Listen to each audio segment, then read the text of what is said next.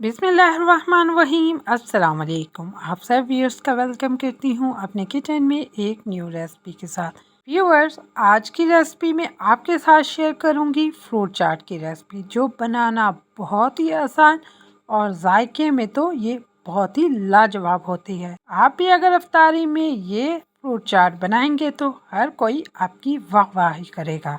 बिस्मिल्लाह करके शुरू करते हैं आज के फ्रूट चाट की रेसिपी। 4 अदद बनाना लिए थे। यहाँ पर कुछ स्ट्रॉबेरीज को स्लाइस में कट कर लिया था, 2 अदद सेब को बारीक स्लाइस में कट कर लिया था और 2 अदद ही मैंने अमरूद लिए थे, उनको भी स्लाइस में कट कर लिया था। यहाँ पर हमारे ज़बरदस्त से बनाना को हम बारीक बारीक स्लाइस में कट कर लेंगे और इसको शामिल करेंगे एक बाउल में।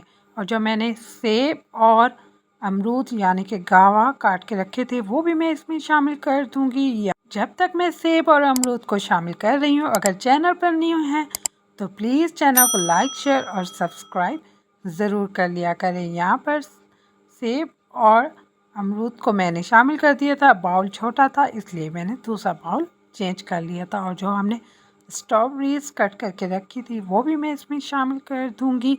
इससे हमारी फ्रूट चाट खट्टी मीठी और जूसी बनकर रेडी होती है। उसके बाद मैंने यहाँ पर कुछ खजूरें स्लाइस में कट करके रखी थी वो शामिल कर दी थी। यहाँ पर मैंने बॉईल किया हुआ लाल लोबिया शामिल किया था। अब मैं इसमें शामिल करूँगी इमली की खट्टी मीठी होममेड चटनी। इसकी रेसिपी ऑलरेडी मैंने अपने चैनल पे अपलोड कर दी है, आप वहाँ पर जाकर देख सकते हैं। तकरीबन 1 कप मैंने यहाँ पर इमली की चटनी ली थी। हाफ़ टी स्पून नमक, half tea spoon chaat masala आप अपने टेस्ट के मुताबिक शामिल कर सकते हैं। बस ये 2 ही चीज़ें शामिल करें और अपनी चटपटी और खट्टी मीठी फ्रूट चाट को एंजॉय करें। और ये लॉन में सबसे ज़्यादा खाई जाने वाली चाट है।